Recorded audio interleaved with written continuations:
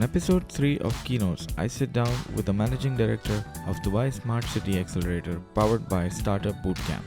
Ibrahim Seksek, better known as Abe, shares his amazing journey from working a 9 to 5 to establishing multiple startups and mentoring hundreds of entrepreneurs into their success stories. We discuss the importance of failures in grooming an individual and how Startup Bootcamp is helping the entrepreneurs and the innovation landscape in UAE. Let's get on with the third episode of Keynotes with Abe Seksek. Thank you very much for doing it again, Abe. Thank you. It's my pleasure. Just for a small backstory to the whole episode, for our listeners, we had done this previously. It was a great podcast. We were in the process of editing it, and then suddenly, out of nowhere, I got hit by a ransomware, and I lost, 6 episodes worth of the podcast. It was a big setback. Thankfully, thanks to your support, we're here doing it again. Guys, back up. That's the lesson that I learned. We live, we learn, we grow. That's how it happens. So once again, thanks a lot for doing it again. And what should I call you, Abe or Ibrahim? Interesting that you say that. Actually, you can call me Abe. Everybody calls me Abe. Recently, more people are calling me Ibrahim. I'm honestly not that used to the name. I was a kid, obviously they used to call me Ibrahim, but now it's just a mixture of both. Ironically, the name Abe came from when we moved to Canada. People didn't really know how to pronounce Ibrahim, and so they called me Abe from, Abraham and Honest Abe. And now, these days, when I went back to Canada, people are calling me my proper name, which is Ibrahim, and people in the Middle East are calling me Abe. So you can call me anything you want. Honestly, Abe or Ibrahim is fine with me. So, but I'm known as Abe. In the industry, you're known as Abe. Yes, that's how I also know you. So where are you right now? What's happening? So currently right now I'm managing a program for a technical accelerator called Dubai Smart City Accelerator, powered by Startup Bootcamp. But I'd like to tell you more about my journey and how I started here, how I got here actually. So my journey started 20 something years ago. I can't remember these days exact dates, but I started when I was in university. I took a part-time job working in a call center. And that call center job, by the time I graduated university, I was already been promoted to supervisor, and I said, you know what, let me see where this takes me. Fast forward 6 years after, I was heading up a team that essentially managed all of the support for a big telecom in the US, internet telecom provider, and that team was responsible for a lot of duties, mostly productivity and network status of almost 11,000 employees. And from there, I learned tremendous things, how to essentially be more efficient in doing things, because when you're running a team that size, spread all over the globe from Mexico to Philippines, it was really a challenge, especially when you wanted to communicate trainings and you wanted to get everything up to a standard. Anyway, I stayed there for 7 years, and then after that, I had an opportunity with the telco to move to Qatar. And from Qatar, I wasn't in Qatar for very long. I was there for almost a year. We were trying to set something up there, and I think we were too early for Qatar anyway. So I decided to take the summer off. And this is, I think, where my real entrepreneurial journey started. I had a couple of things on the side, obviously, when I was working, as everybody does, but nothing majorly. And so what happened was, I remember the day traveling from Doha to Amman, Jordan, to go see my mom. At that time, I lost my father, and I felt maybe I should, as me being the oldest sibling in the family, I should spend more time with my mom. And I did something very adulty at that time that I never do. Was they offered me a newspaper. This is in 2005. Okay. In an airplane, and I never take the newspaper. Remember those days when they were offering newspapers? And I'm like, you know what? Let's do the adult thing and read the newspaper, right? So in there, I actually found a job.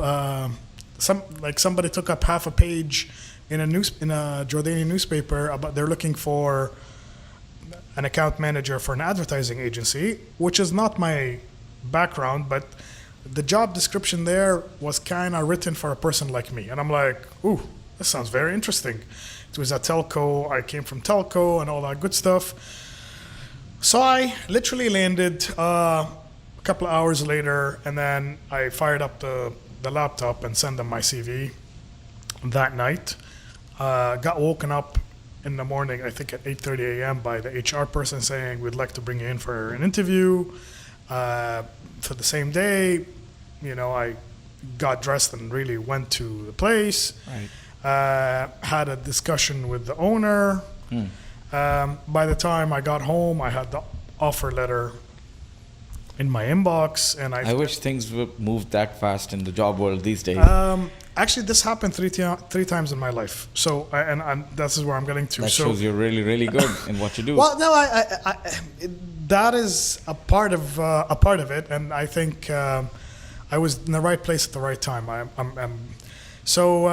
think it was a Wednesday, and then Sunday morning I was in that office starting for this company. I was not a fan of advertising. The advertising did not make any sense to me because, you know, especially when you're holding the biggest telecom account in the country, there's so many things going up and going. You had to get a lot of people aligned. You had to get a lot of vendors aligned, which I didn't mind, but just the sheer way of how the advertising industry usually tracks, keep in mind, I came from a Fortune 500 company. Everything was very structured. While this was... Things would be really different. Yeah, things were very different. Yeah. So anyway, one night working really late with everybody on my team and the other teams, we decided to go out for dinner. And, people, you can tell that people were very frustrated with, their jobs, their clients, the workload, all of that. So, I threw in an idea of, I have 7 years of call center experience. And at that time, Jordan kind of made sense for call centers, higher education, wages were very competitive, and unemployment was relatively high. So we can start something there. And so we decided to pursue that. So two of the people on, having dinner really, I guess, believed me. And, we went and talked to our boss, and we left our advertising agency to pursue our... The whole team? No, not the whole team. It was just a couple of us. So we didn't want to, we didn't want to destroy that. Yeah, paralyze the entire setup. Yeah. No, it was just two people. And so, over the next couple of months, we were working on the startups until these people were, handing off their respective jobs to the new people they hired. Anyway, we were able to raise in 2005, at that time, $1 million for our venture. And then we started our first company, which is called Crystal. Now it's called Crystal. It used to be called Crystal Call. We had to drop the Crystal Call after a while. And we grew that company from zero in 7 years to around 450 people. And from there, we landed an account, was called Dubizzle.com. Everybody knows Dubizzle.com. Yeah. Exactly, and Dubizzle, we were close to the founders. We were with them in the beginning when they were really a small operations. And from there, we developed a relationship. 7 years into our venture, I decided to move to Dubai just because I wanted to do something different. I saw the founders of Dubizzle in a coffee shop the week I was in Dubai. He was like, what are you guys doing here? What are you doing here? I'm like, well, I'm kind of exploring opportunities in Dubai. I wanted to see like how can we either get Crystal Call to open here. So he's like, you know what? Just come work for us. And literally within a week, I was a Dubizzle employee. And Just like that. just like that. And Dubizzle was amazing to work for. It was just in the start of its huge sprout growth, and we were expanding in multiple countries. We were also being at that time introduced to the whole Naspers group, so we were talking to different classified companies across the world, how they did stuff. So we were having conversations with people in Portugal, people in Brazil, Argentina, India, Philippines. It was great. Like the exposure that we got was fantastic. Did a couple of roles because of the whole how the company kept changing in Dubizzle. I was, for a while I was in charge of marketing, and then I was in charge of support, and then I was in charge of operations, and then I was in charge of operational support and operational marketing. It was crazy, but it was lovely. You know what I mean? And some of the culture things that I've learned there were, when they say culture eats strategy for breakfast, that's a beautiful thing to say. Yeah, that I believe, because, the culture, people were, working just for the culture, and they were working because they believed in the cause of the company. And you take the whole employee engagement thing, and everything basically falls into place with the right culture. Yes, exactly. So if you're able to, I think that's a really good takeaway for somebody working at a position to be able to influence that culture is a blessing. Yeah, 100. And at the same time, a big responsibility. And somebody starting up a new company, I think this should be one of the first things to focus on. Develop a culture. Developing culture, so I usually, whenever I work on my mentorship with other people or other companies, there's a little exercise we do where we say, okay, let's talk about your core values. And a lot of people say, this is all fluff. It's not fluff. You know what I mean? Like when I walked into Dubizzle, and keep in mind, like I came from a successful startup who I'm still involved in, not on a day-to-day, which is Crystal. And right now we're, I think, over 1,000 employees, Wow. 12 years after their, and we hold some major accounts from the whole region. Culture plays a drastic or a very important part in the company building, and because culture not only gets you better employees, but people tend to stay a lot longer. People, we used to measure stuff like employee happiness. That's very, very important. Keep in mind the call center business is a very high turnover business. Oh, yes. High stress. And it's very high stress. People think it's a very repetitive job. The average, I think at that time the industry was employees would stay less than 6 months, while before I left the company, the employees stayed for around 14 to 16 months as an average employee. So we were doing stuff right. We were taking care of, and it's not, pay is a part of culture, but also, giving back, trainings, everything, opening, motivation, open feedback, yes. Having a two-way communication with management, town hall meetings. I don't think a lot of companies have town hall meetings where the founders talk in front of not only the management but talk in front of everybody. Yes. And I used to come in and give an hour training in every new hire batch week in, and call center, there's a lot. I think I even hired the first I would say a couple of hundred employees myself. They would, Wow, yes. Yeah, so we met a lot That of these shows people. the commitment, even especially the higher management level, when they get involved in these things, and they immediately show the new hires the kind of culture they have in the organization, Yeah. and where they want to take the organization to. Interestingly, I started my career, within the confines of a call center as well, not directly handling calls, but yes, through a call center, and I spent around 7 odd years before moving on to other areas. So I completely agree with what you say, and I relate to it, because the stress levels used to be high, frustrations used to be high. Yep. Every 18 months, we used to have a complete shuffle of the entire batch. Yep. And being there, like you said, for 7 years, I saw a lot of people come in and go out and grow out of it. Yeah.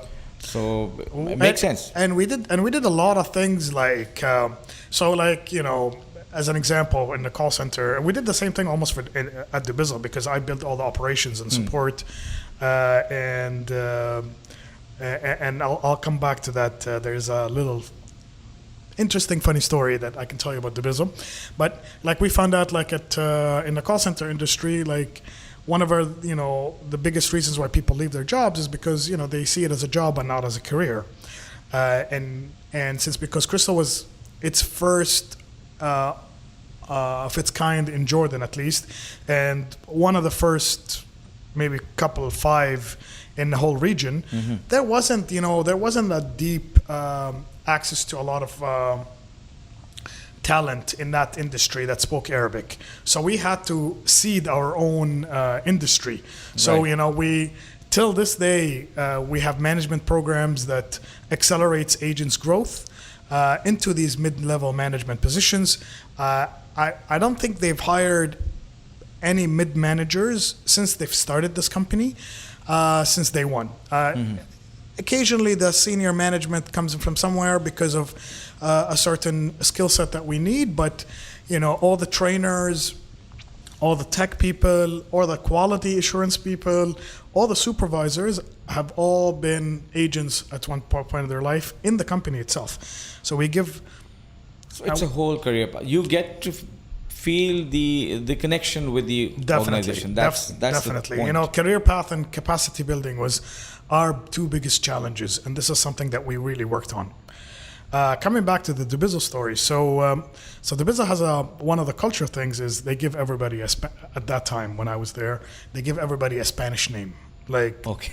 So it's a part of your. Why Spanish?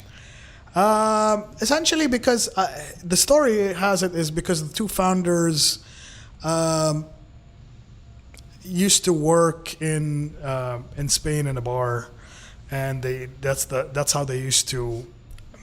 I honestly don't know the exact story, but it's a part of you being initiated into the company when you're when you do your 6 months, and they say okay, and so they give you the So Spanish when you get name. your nickname, you're officially in the company. You're officially now an official employee. You're accepted. And I actually had 2 Spanish names, funny enough. The first one called La Roca, which is the Rock, because that's the kind of guy I was. People depended on me. And then I got El General because I had the biggest team on Dubizzle between operations and support. We did content moderation. At one point, I had a team of like 30 in Dubai and a team of almost 70 in Cairo, not including a couple of people spread over the whole MENA. So that's why I had the biggest team, and they called me the General, El General. Funny enough is because they used to put that on your business card. Oh. So and a lot of I still get emails to this day saying Ibrahim El General, thinking it's the last name. It's my last name, and they don't understand that. But every time I get one of those emails, I just I laugh because Takes you back, yeah. But that's how strong again going back to the culture and the culture values, and that's stuff that I try to build in everything I work. We even have things in our accelerator here. There's only 4 employees with me, but we tend to do a lot of these different culture-related people that really excites the employees to come, look forward for their day, because our day is usually very stressful in times, and then it's very relaxed most of the time. But we've implemented, like breakfasts, and like we do all these group activities that, open feedback. We have one-on-ones. Yeah. We do also something called a picha kucha. I don't know if you have heard of that. Nope. It's very big apparently in Japan, where you try to show who you are in a 20-slide presentation with only pictures and no words. That's very interesting. Yeah, so you tend to find a lot of things about people that you're like, that kind of surprises me. My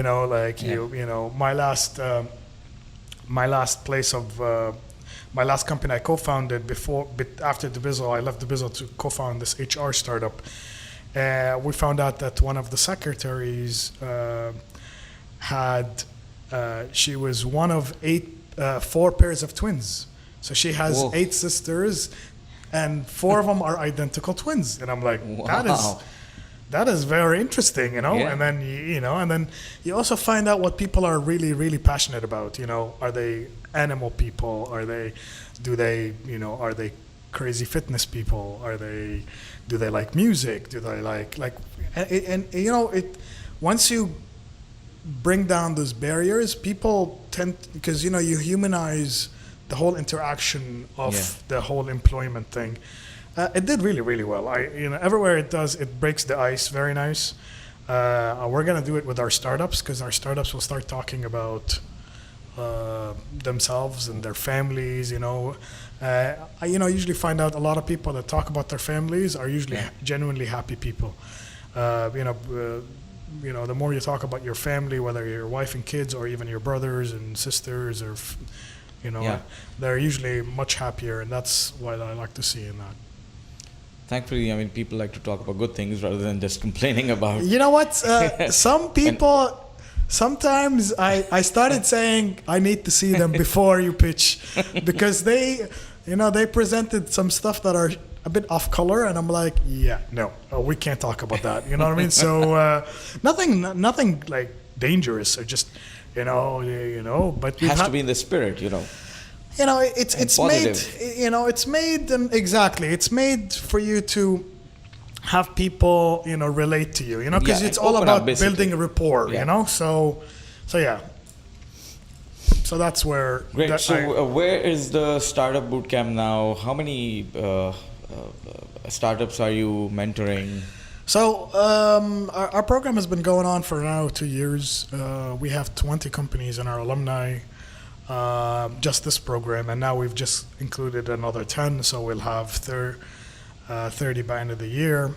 And the beauty about this program is we're working with companies from all over the world.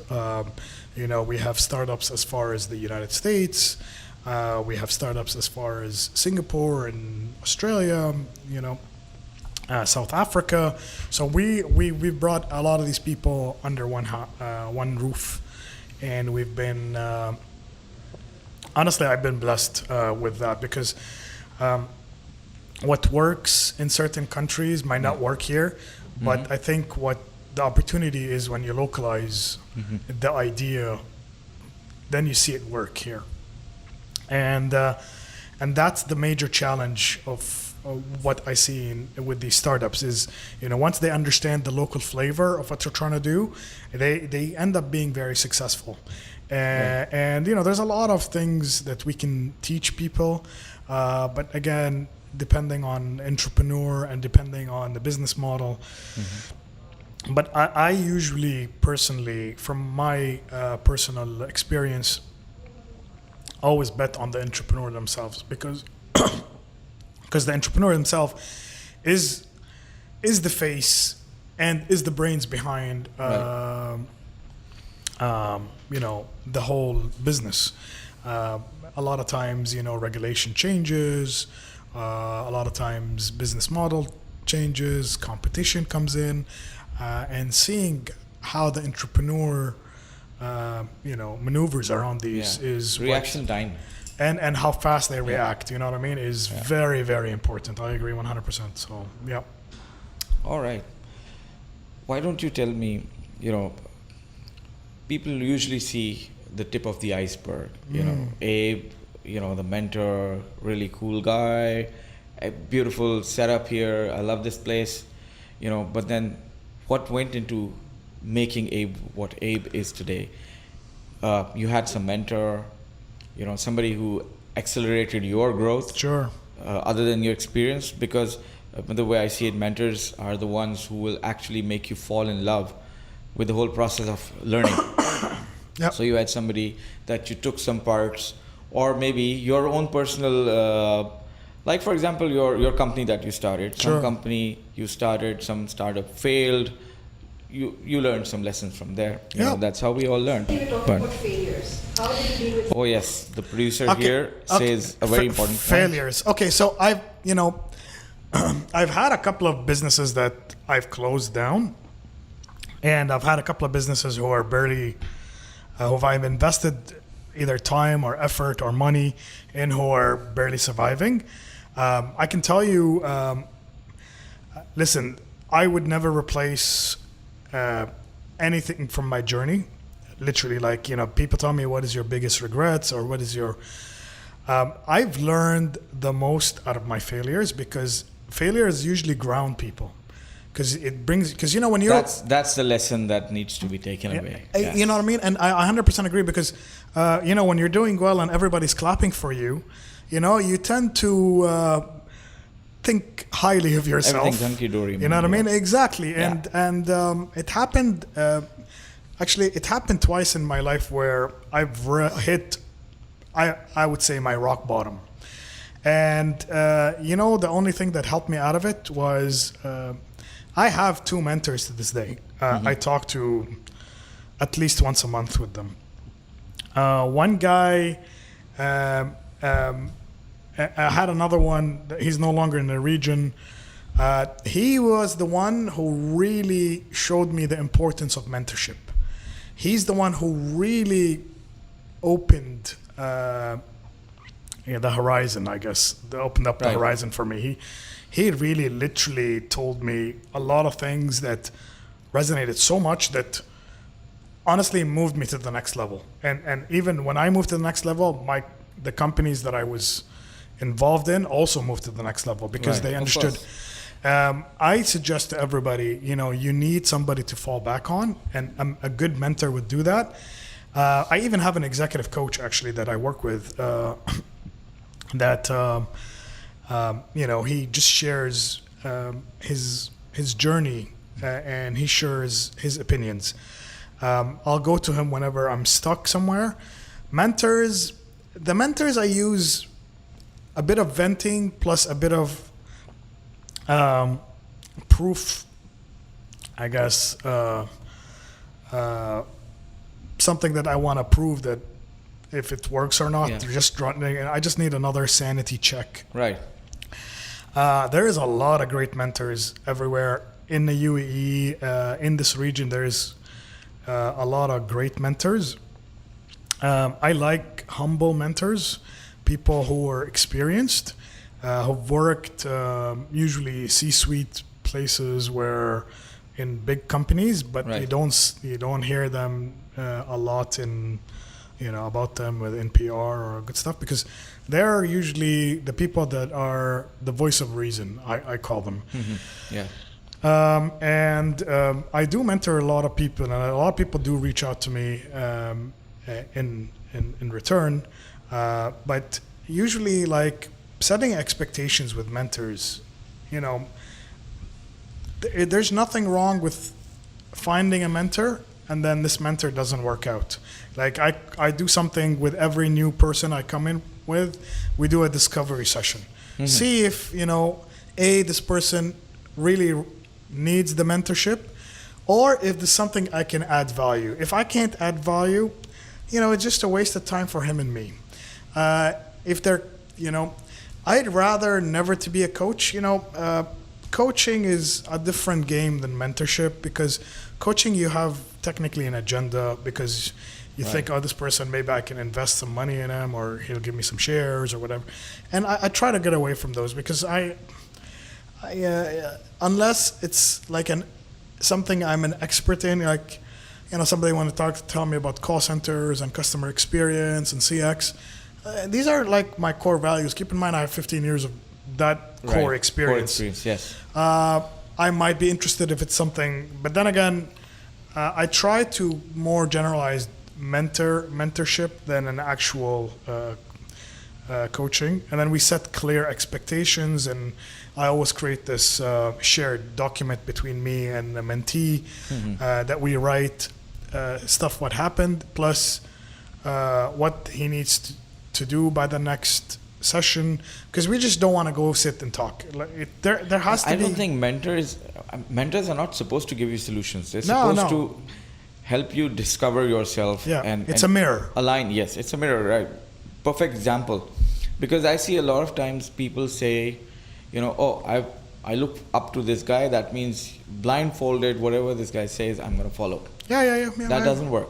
Yeah, I 100% agree. And a lot of people, that's why I started doing these discovery, is because they sit with me and they say, okay, you've had a couple of startups, you've raised, quite a bit of money.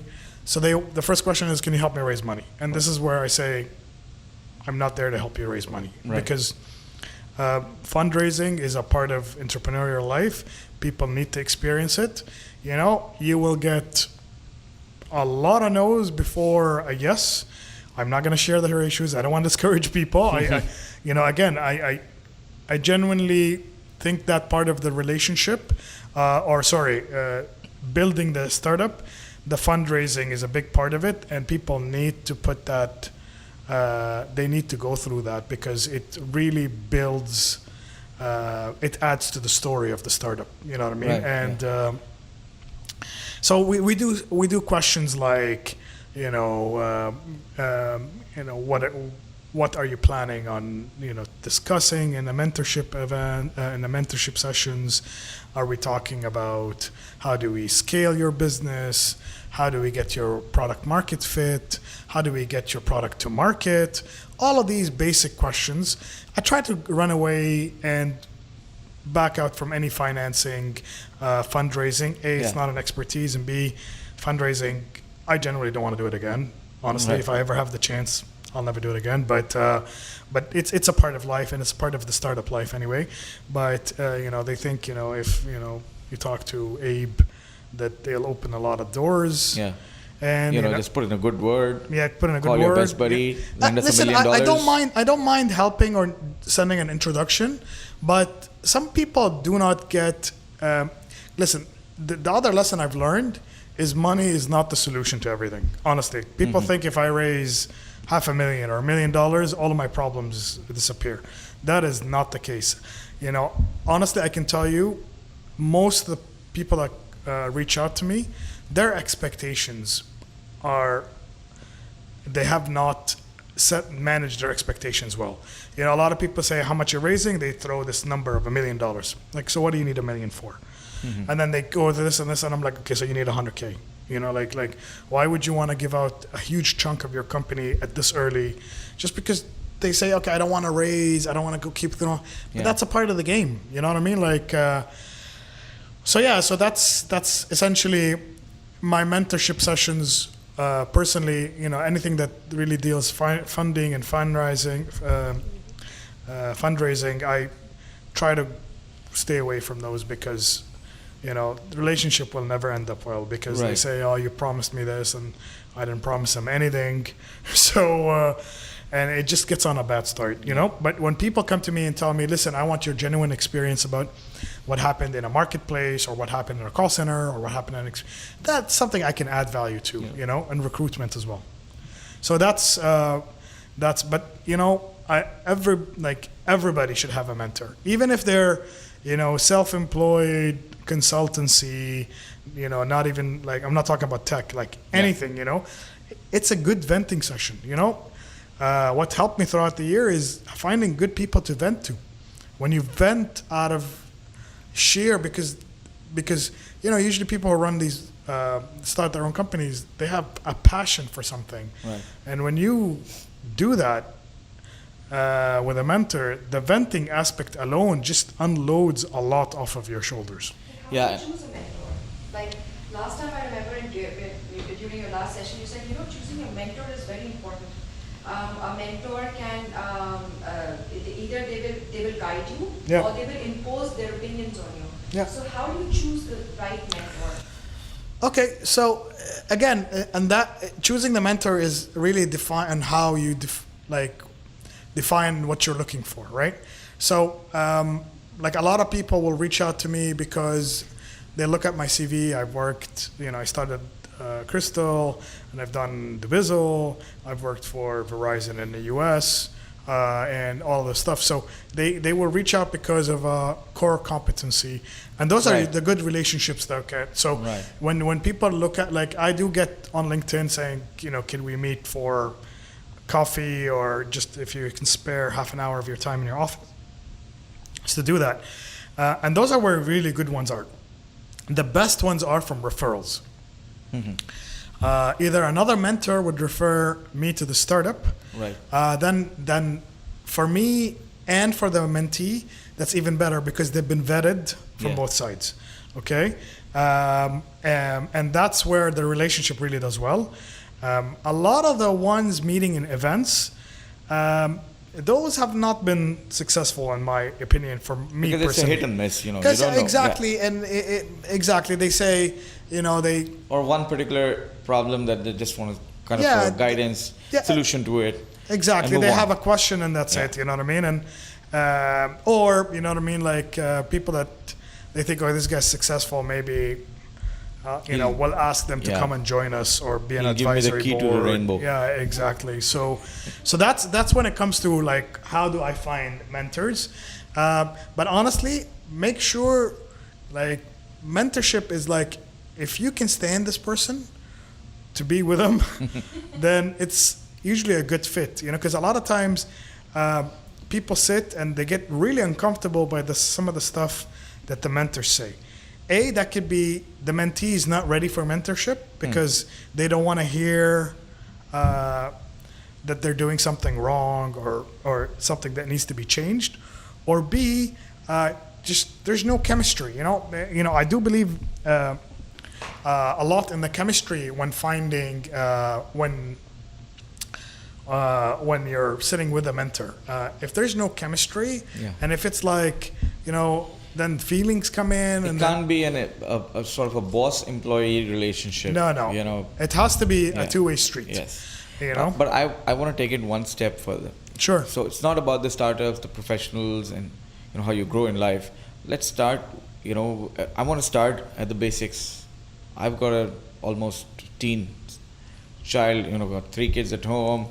One is going to be a teen very soon, couple of months. And so let's start from there, Get connected with somebody who can guide from there. There's a lot of milestones that needs to be achieved before you actually get into the practical life. 100%. So if you're at that level, what I've seen is normally the tendency is no matter what your parent has achieved, he's not good enough for you. Yeah. So then you need to look out. And I think that's a big mistake. I see a lot of parents trying to live their failures through the successes of their children. And that's horrible. That's really, really bad for the relationship, for the child especially. 100%. So how do parents and those preteens, how do you get them off this huge information highway of the internet where you get, all kinds of, I would say, mostly negative things out there? It's very difficult to filter and figure out what is the best for you. And then how do you get them to shake hands in the real world and, connect with somebody in the real world who can basically be a mentor to those people? Yeah. So I can give you an example. So right now I'm actually working with Injaz Al Arab. Injaz is an NGO. They work with high schools and universities. Essentially they run entrepreneurship.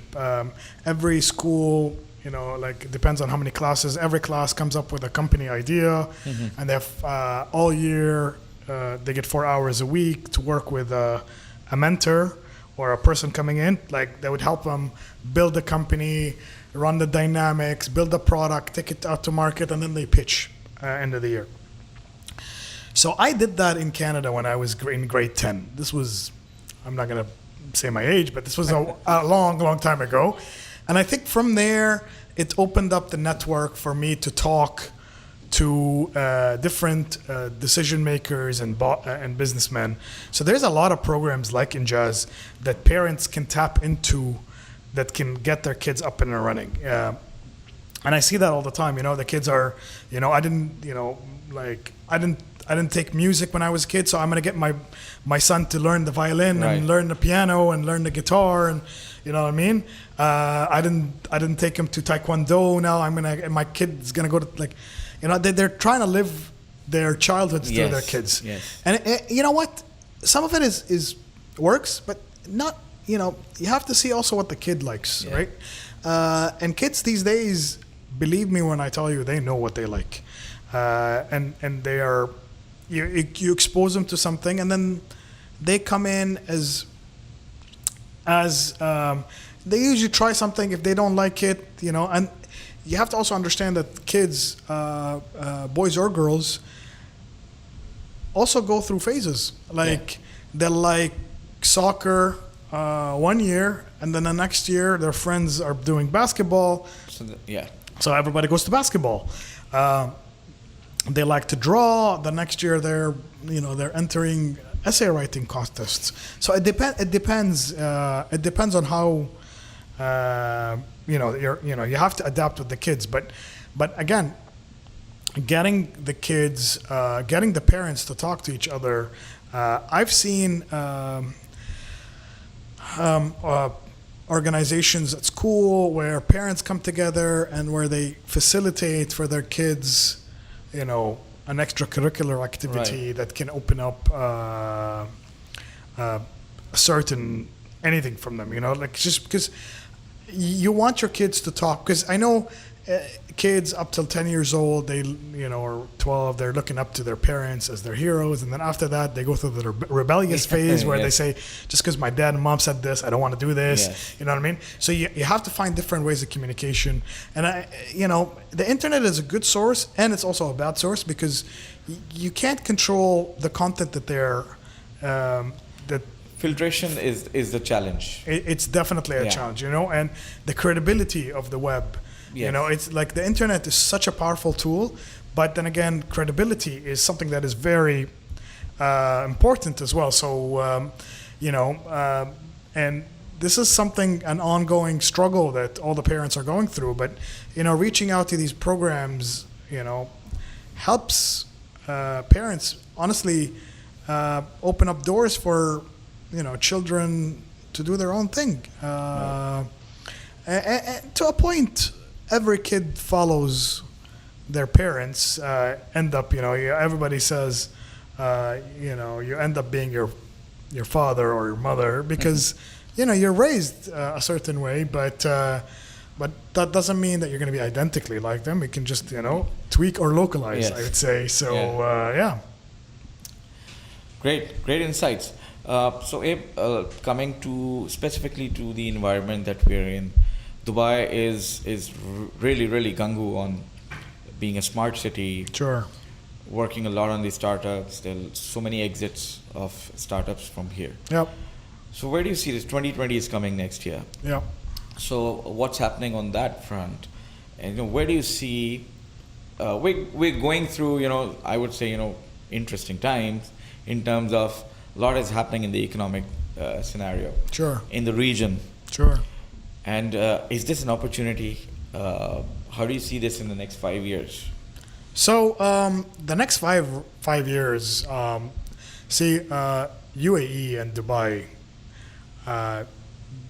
they're great at reinventing themselves. You know what I mean? Like, I grew They've up. done it in the past. Yeah, exactly, and their history speaks for itself, right? So, for a country that is not even 50 years old, to be thriving like what we see these days is very impressive. Like I left,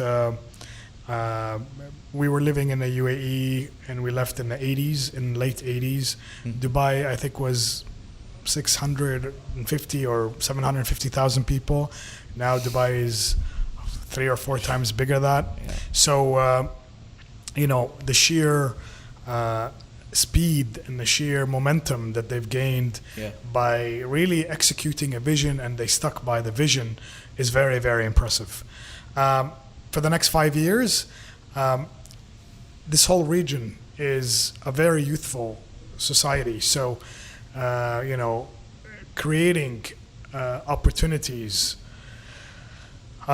is going to be challenging, but also the sheer volume of the percentage of youth also will create a lot of innovation, will also create a lot of competition, which is very healthy in my opinion.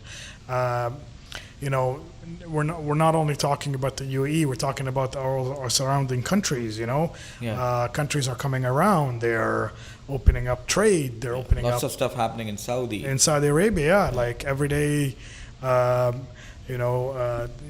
country is opening up business-wise because, I guess they're seeing that the dependency on their oil is, they're understanding that they need to diversify and they have to move on. This whole region is trying to find a way to, diversify. And I think also keep in mind with this side of the world coming up and being developed, it's going to be more opportunities for foreign companies or foreign companies from the US from Western Europe are more exploring this region because the economies are stabilizing, they're actually growing on a steady pace. So this region, I'm just talking about MENA right now, we're talking about almost 300 million people. That's a chunkable size of community that would be a very good market for everybody, and it's maturing very nicely. So I'm very optimistic about the future in this side of the world. Obviously, we have our stories here and there. This is the Middle East after all. But changes been here for a while. Things are changing rapidly, but I think we're doing a very good job in coping with that. So that's something that we're doing very well in. I do hope it keeps on growing. We're all tied to it. Yes, definitely. We're all, like a friend of mine says, not just people living in UAE, but people living in surrounding areas, not just the Middle East, but also South Asia and all. Their families married to Dubai. Yes. You have one person working here who will then open doors for family, relatives, friends to come in and work in here. Yep. People sending back remittances, all of that. So a lot of things are happening here. I also hope this keeps on going on. It is gonna grow, and I'm really looking forward how we go to the next level. Because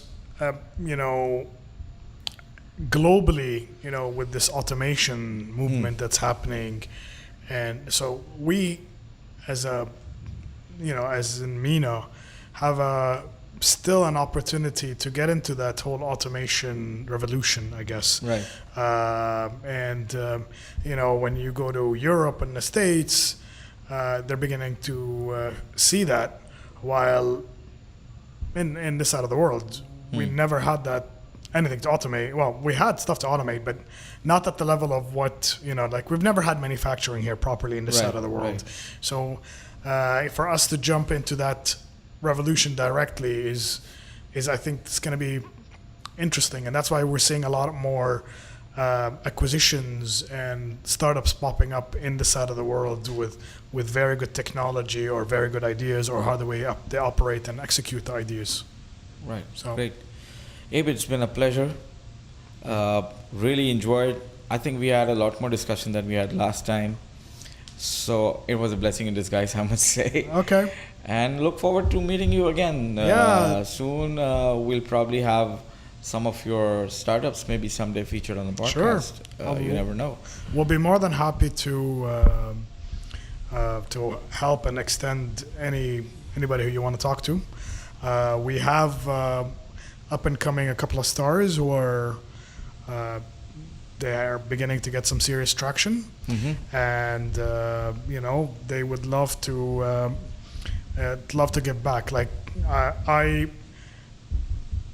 like doing these sessions because I think from the lessons I've learned over the last 24 years, I've learned is I'd like to give back some of the feedback. That's the idea of the podcast. Yeah, so these are always good. I wish you the best, and keep chugging along, brother. Thank you so much. Thank you very much. So that's what I want to add to that.